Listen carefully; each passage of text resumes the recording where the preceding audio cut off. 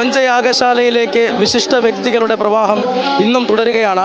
ഇന്ന് യാഗശാലയിൽ നമ്മോടൊപ്പമുള്ളത് BJP നേതാവായ Shri CK പത്മനാഭനാണ്. അദ്ദേഹത്തോട് യാഗശാലയുടെ അനുഭവങ്ങളെക്കുറിച്ച് ചോദിച്ചറിയാം. ചേട്ടാ, എങ്ങനെയുണ്ടായിരുന്നു?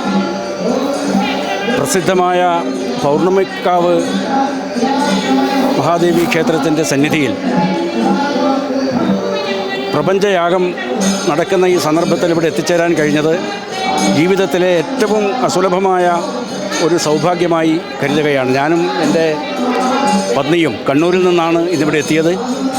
ഈ യാഗത്തെക്കുറിച്ച് എല്ലാ പ്രദേശങ്ങളിലും വളരെയധികം പ്രസിദ്ധമായി കഴിഞ്ഞു.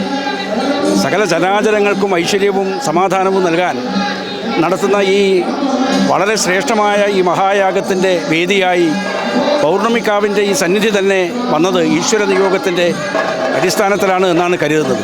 തീർച്ചയായും ഈ യാഗത്തിൽ പങ്കെടുക്കാൻ എത്തിയിട്ടുള്ള എല്ലാ ഭക്തജനങ്ങൾക്കും പൗർണമിക്കാവിൻ അമ്മയുടെ അനുഗ്രഹാശംസകൾ ഉണ്ടാകട്ടെ എന്ന് പ്രത്യേകം പ്രാർത്ഥിച്ചുകൊണ്ട് എല്ലാവർക്കും ശുഭാശംസകൾ നേർന്നുകൊണ്ട് ഞാൻ എൻ്റെ വാക്കുകൾ ഉപസംഹരിക്കുന്നു.